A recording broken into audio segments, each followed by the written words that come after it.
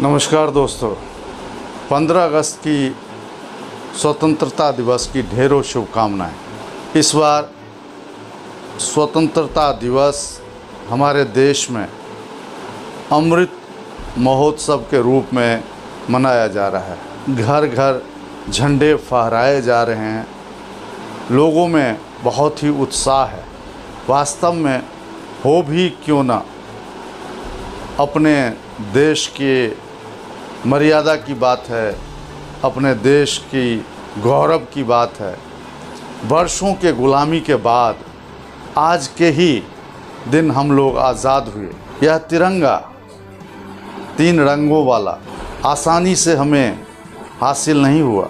सबसे पहले हमें बाहर के लोगों ने लूटा, उसके बाद मुग़लों ने लूटा, उसके बाद अंग्रेज़ों ने, और वर्षों संघर्ष के बाद, लड़ाई के बाद हमें आज़ादी मिली। और ये आज़ादी अक्षुण्ण रहे, इसके लिए हर वर्ष 15 अगस्त को हम लोग झंडे फहराते हैं। झंडा ऊंचा रहे हमारा, यही नारा होता है। दोस्तों, इस अवसर पर मैं आप लोगों को अपने देश के तिरंगा के इतिहास के बारे में बताना चाहता हूँ।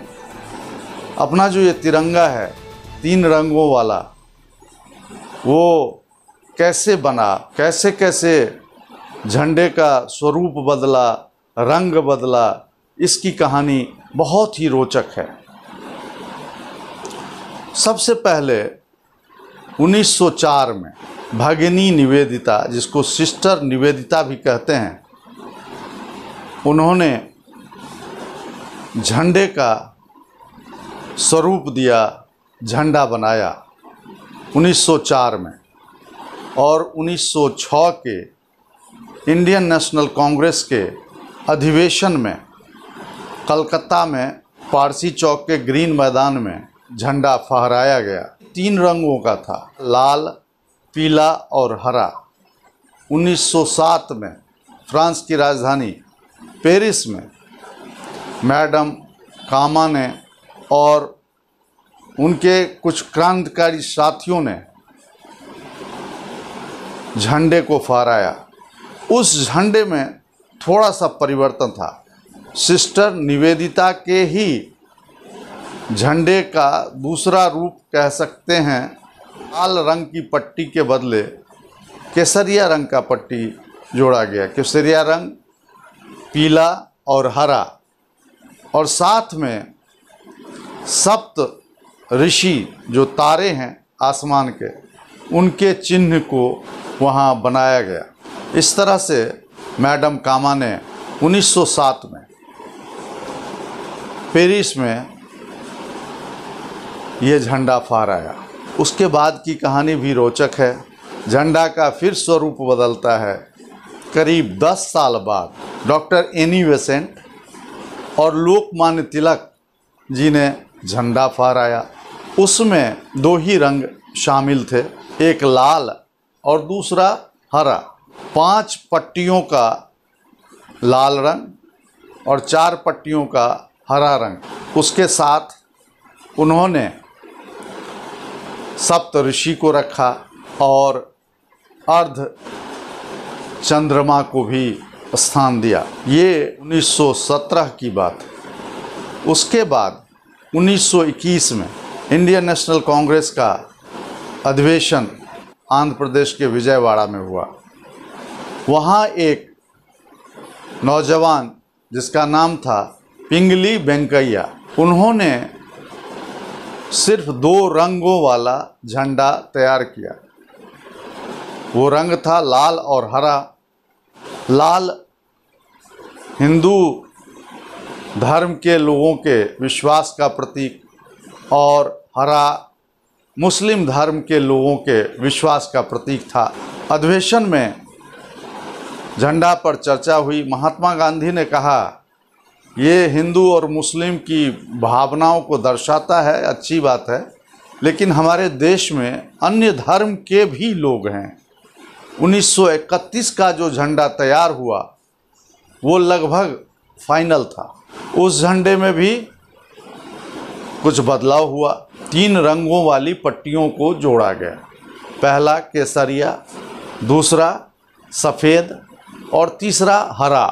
केसरिया का मतलब त्याग, बलिदान, सेवा से जोड़ा गया। उसके बाद सफ़ेद स्वच्छता, पवित्रता और ईमानदारी का प्रतीक माना गया और हरा हरियाली का, खुशहाली का, इस तरह से देखा गया।